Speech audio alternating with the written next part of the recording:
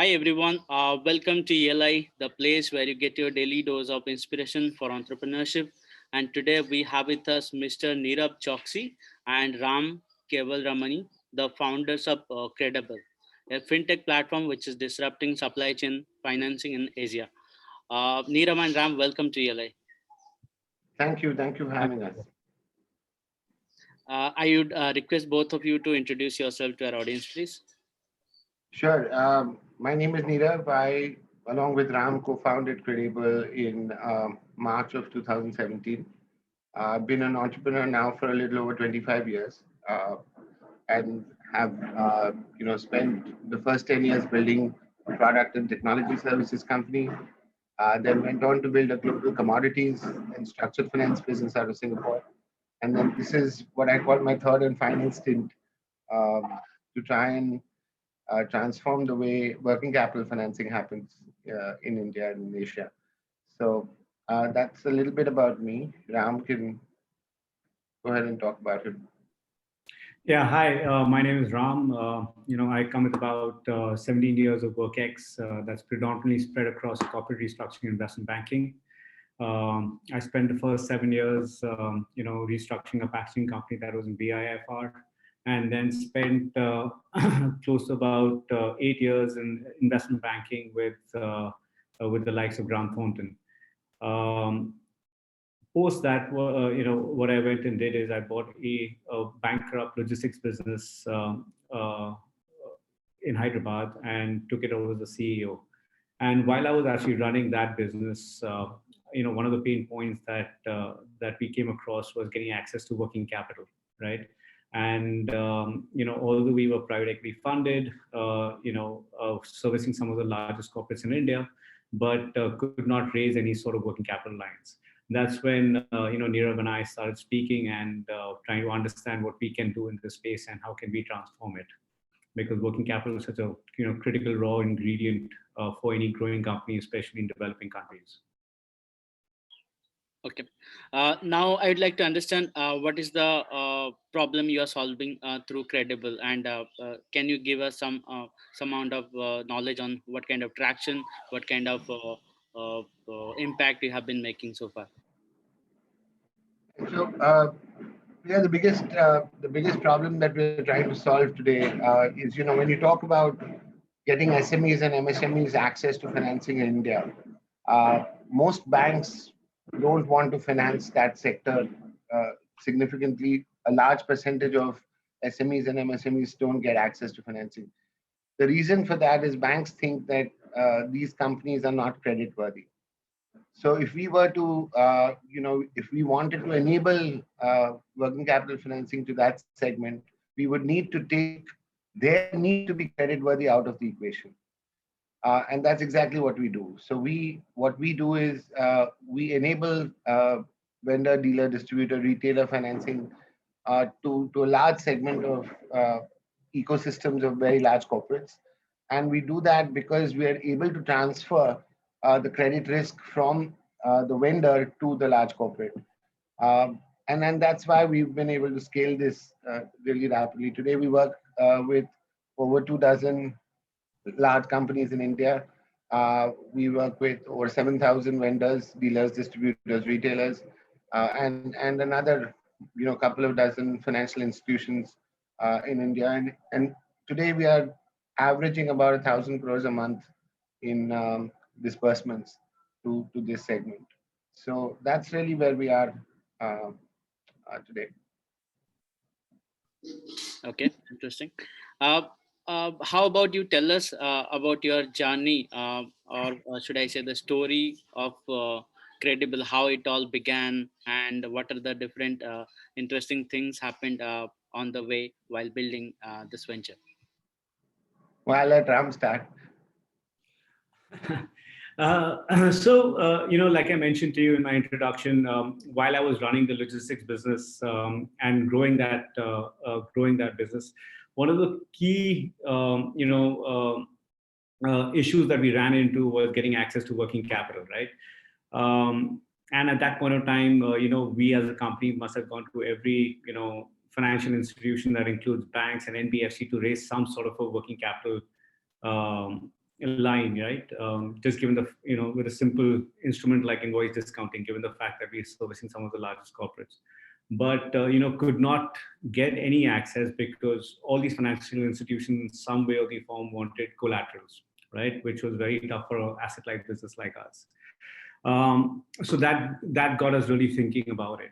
The other thing that we quickly realized is that if you look at the entire cash-to-cash cycles for vendors, service providers, who provide goods or services to large corporates, the cash-to-cash cycle sits at about 100 days. And if you further break up those 100 days, what you'll notice is the post-invoice period was sitting anywhere between 35 to 40 days, while 60 days was on the pre-invoice side, and that is exactly where the pain value was felt for all the vendors and dealers, distributors. So the first thing that we actually looked at is how do we actually enable working capital financing for these vendors, on a pre-invoice side without having to take any performance risk on them. And that's when we came up with our just-in-time financial product, which is exceedingly unique and only to us, where we look to finance these vendors, dealers, distributors based on billable events that are clearly earmarked in the contract over there. And that was essentially how we started looking at working capital in a unique way, where we were not really looking at saying only we will do invoice discounting, which is what majority of our competitors were doing at that point of time. So that is how the journey, at least in CredAble, started off. I'll let Nirav elaborate on that. Yeah, I mean, like I said, the vision was, can we create an inclusive platform, regardless of the creditworthiness of the borrower, to be able to provide him a whole range of working capital products, and can we do that, from a top-down approach? So, can we partner with large corporates, large banks, financial institutions, capital markets, and innovate all the time? In terms of the way the product is designed, or way the technologies come together, or the way we even structure these transactions. So, that's really been the journey so far. We've grown very rapidly in the last 12 months, thanks to COVID, where demand for capital, kind of shot up dramatically, and financial institutions were only willing to take bets on large players, and that truly benefited us and the borrowers that we work with.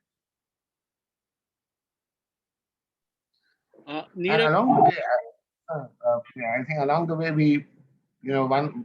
one of the things that both Ram and I are supremely proud of is the kind of team we've built, right? So we've been very fortunate to have some of the sharpest, brightest, most enthusiastic, passionate people working in CredAble, and that's really what's helped this growth so far. So that's a big thing for us. Nirav and Ram, you are solving many challenges. Perhaps working capital is the biggest challenge for the SMEs and small players. But I would like to understand what has been your challenges along the way while building and growing this venture. Well, see, we had multiple challenges to start with. When we launched the product, nobody had heard of a concept like this, right? So it took a long time to get people to buy in, large customers to buy into an idea like this, or investors to buy into an idea like this. So that was the first one. Now that that market has been created, and there is absolute acceptance of the products that we do. The question now is, how do we scale this quick enough, right? How do we go from 1,000 crores to 100,000 crores? And that's the next challenge for us. And what can we do to keep innovating along the way? What can we do to differentiate ourselves and offer a more holistic offering to our customers? And that's really what keeps us motivated and up and running every day. Okay. To start with, you need a working capital yourself, and to hire a team to build the product. How did you manage the finances in the initial days? Well, initially, of course, both Ram and I put in our own capital uh, for a year. I think about 2 years, we built the business using our own capital. Uh, then, of course, we were very fortunate to partner with Oaks Asset Management, which is a private equity fund out of Mumbai and Mauritius. And they saw our vision and they bought into what we believed we could do, and they backed us. So we raised our first round in April 2018, and then we just concluded a follow-on round in October last year. So we've been very well capitalized. They backed us, all the way, and we're very happy that we've been able to so far live up to their trust. Okay. Ram, We you're on mute. Full credit to Oaks. When we met with them, we were literally with a piece of paper, right? And just the fact that they saw what we were seeing, and they believed in what we were trying to do. The journey from them to see, from paper to execution, and then they, literally backed us. If you look at the entire portfolio, I think we are the only company over there which is non-consumer driven. So, full credit to Oaks in terms of, backing us and believing in us. Okay. Coming to the next question, I think you also spoke about the team you have built and you are so proud of. I would like to understand the team building process. How did you go about while hiring people and bringing them on board, and more importantly, subscribing them to your vision?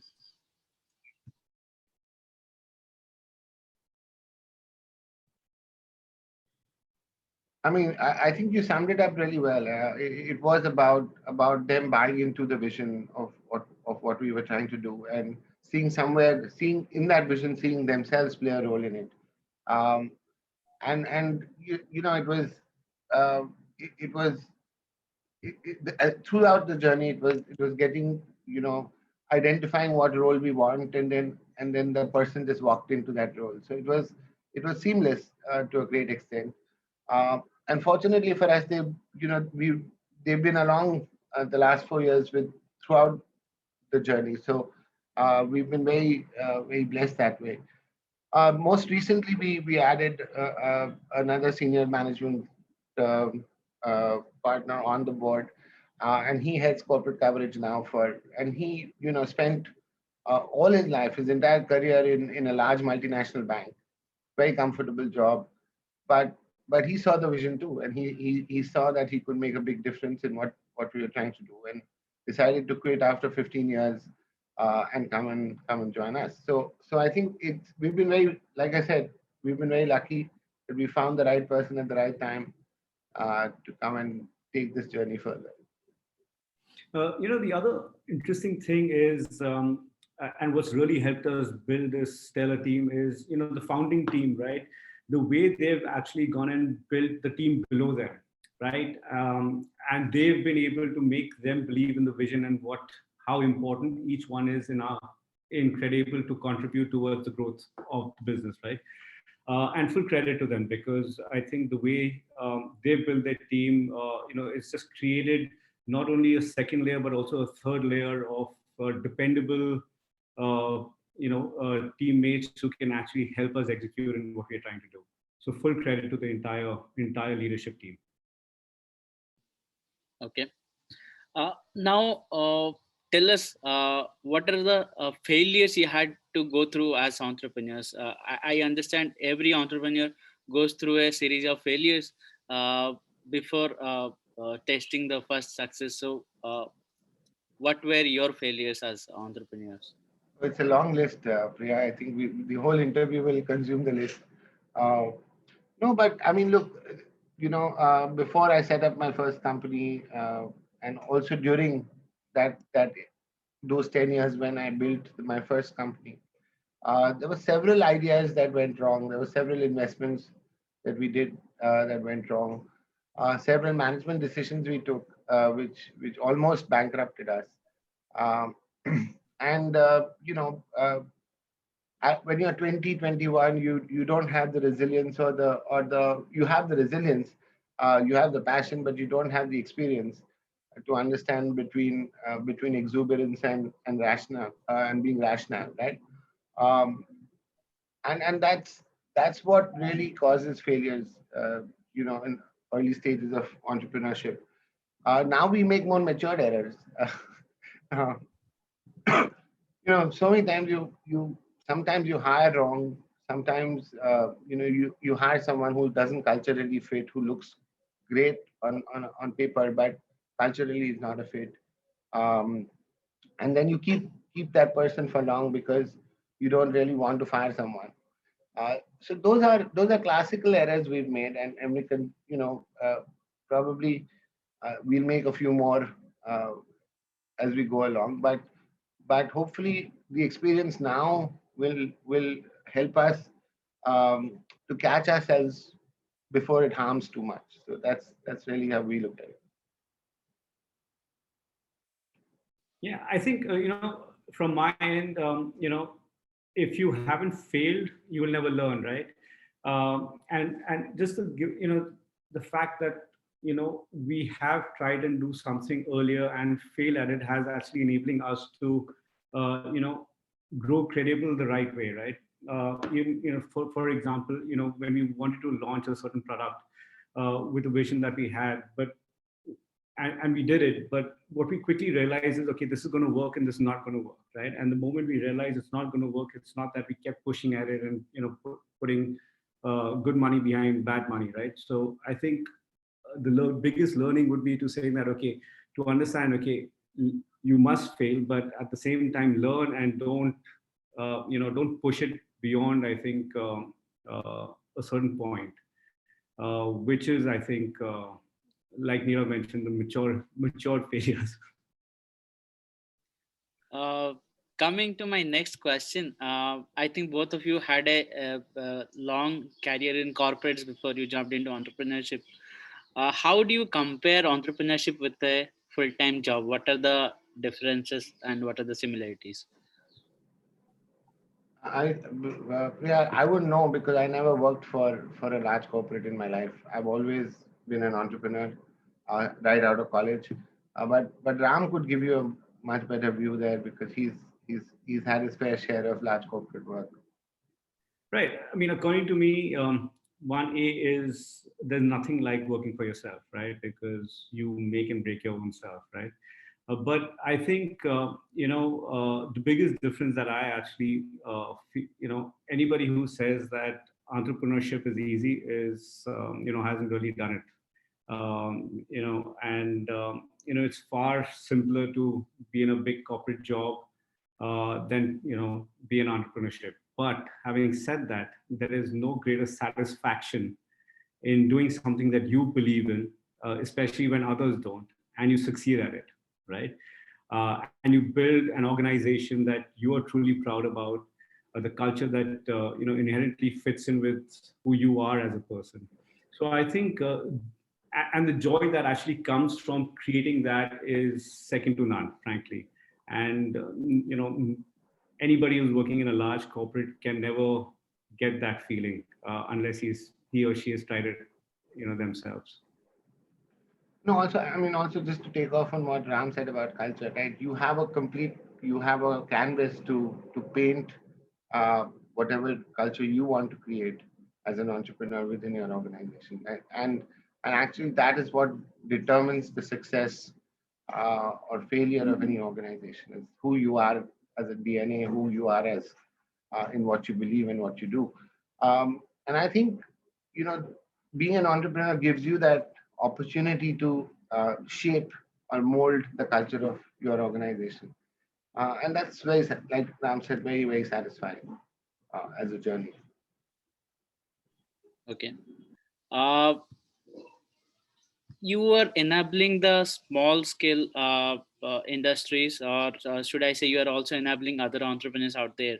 What as per you is some of the biggest challenges for any entrepreneur out there in India who are trying to put together a business and run it? Well, multiple challenges, right? Capital is a big challenge. capital to start, capital to grow, capital to sustain uh, is a big, huge issue in India. Like I said in the beginning, um, you are when you start a business, you're not credit worthy anyway, right? So nobody wants to give you money. Uh, and the cycle it's circular because you can't grow the business without capital. Uh, and you can't service very large companies and their demands unless you have access to working capital. So it's a vicious cycle, and that's a big challenge for Indian entrepreneurs today. Um, things are improving, of course. Uh, but it's miles to go, like they say, right? I mean, it's just a drop in the ocean right now, and which is why the opportunity is so exciting because it's so large, and the impact one can create could be so meaningful and significant. That's Yeah, I that's think. that's one I think. Go ahead. Yeah, no, I think, like Nirav always says, right? Ideas are cheap. Execution is king, right? So, right, which is your biggest challenge. Will you then have capital flowing to you? Will you have people who believe in you, and you can actually build a company out of that? So, execution is, I think, one of the biggest challenges apart from getting access to capital to, execute your vision. My next question would be to both of you. What do you think India as a country for entrepreneurship? At what stage are we? Uh, what are the uh, pros and cons of our country for entrepreneurs? Well, I think from an opportunity perspective and timing perspective, there could be no better place to be an entrepreneur, outside India. I think there are, the startup ecosystem is extremely vibrant in India. Um, at every stage, you have a potential to raise money. Uh, you have angel investors and a large community of that for your seed capital, and then you have institutional investors as you go along. The government is very pro startup, uh, you know, so that those are all and look the opportunity sheer opportunity size in anything that you want to do or any idea that you want to execute uh, in India is humongous, and you have a very mobile savvy, uh, you know, population. You have huge penetration of mobile phones in India. So it's a perfect storm. I can't think of any other country which has all of this going at the same time. From a con perspective, I think our financial institutional system needs to gear up now to enable this, startup movement. And I think they are lagging behind significantly. They're working, they're trying hard because they're now partnering with several companies, including the likes of CredAble. But still, that a lot more could be done in that space. Also, I think ease of doing business in terms of uh, getting simple things like your GST registration done or your PAN card registration. I mean, some stupid simple things, right? Takes so long, takes so many resources. It's extremely expensive for a young startup to go through all these compliances. So, that's an area that could really look at some work. So those are a few things I think. Ram can probably add a few more. No, I mean, I think everybody compares themselves to China, right? And the things that China has gone and done. But the beauty about it is, if you look at India, we should be far more successful than China is, purely because China has so many restrictions on what they cannot do, right? Like Nirav mentioned, I think everything currently is working with us, right? We got the population, we've got a young population, we've got smartphone penetration, we've got all the right ingredients for us to be successful. So I don't see why we can't do it, right? And to add to it, I think the VC ecosystem is also pushing hard and backing the right people. To enable their vision. So I think we are in a good space in India currently. Okay. My last question to both of you: what are the lessons you have learned as an entrepreneur, which can shorten the learning curve of other entrepreneurs who are listening to you right now? Um, for me, there are two very critical lessons I've learned. You are as good as your team is, so it's very very crucial to build a great team. Um, you know, compensate them well, create ownership for them, and ensure that you give them a culture and an environment where they can thrive and be their own. So that's the first most important thing that I have learned. The second thing that we keep talking about is, like Ram said earlier, ideas are cheap. I get an idea every hour, and that's cheap, right? Anybody can get an idea. What's really critical is executing it. Um, and I think those two fundamentally are key lessons I've learned. The third thing, of course, is financial prudence. Right? You want to be very very careful of of the money that you have, the money that you raise from investors, from your friends and family, and you want to treat that as uh, as carefully as you can, because the way we look at capital is that this is probably the last round of capital we have ever raised. So what can we do with this now? And how do we build a very successful large business out of this capital? And I think that's really critical for entrepreneurs today, especially the younger ones, to realize that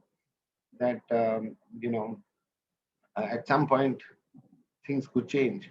So one has to be very careful from a prudence perspective where finance is concerned. Now, Yeah, it's pretty much echoes what you said, Nirav. I think the biggest factor, what I've heard others, other entrepreneurs, especially who are the younger ones, they always say, I've gone and done this, I've gone and done this, right? But the reality is, I mean, it doesn't work that way, right? It's a team, and till the time you don't respect that, I think will be the biggest downfall that any entrepreneur can actually have.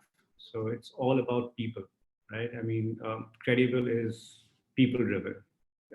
It's a we culture. It's never an I, right?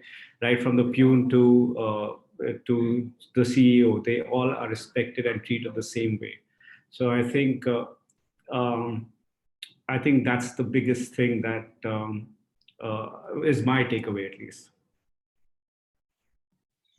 Okay. On this note, I am done with the questions. And if you have any final messages, you can leave now. And after that, we'll end the session. no, only one message. I think there is no better time to be an entrepreneur than today. So look, to all the young entrepreneurs, or even the older ones, um, go out there and make your dreams come true. There will never be a better time. So that's my only message to everyone out there. Okay. Yeah, no, at least from my side is, believe in what you're doing. And if you believe in what you're doing, everything else will follow. So believe and execute. That's the key. There'll be always naysayers, and don't let that put you down.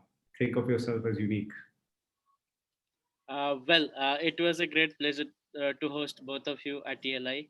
Thanks for your time, Nirav and Ram, and our best wishes Thank you so for much. great development. Appreciate it. Thank you for having us.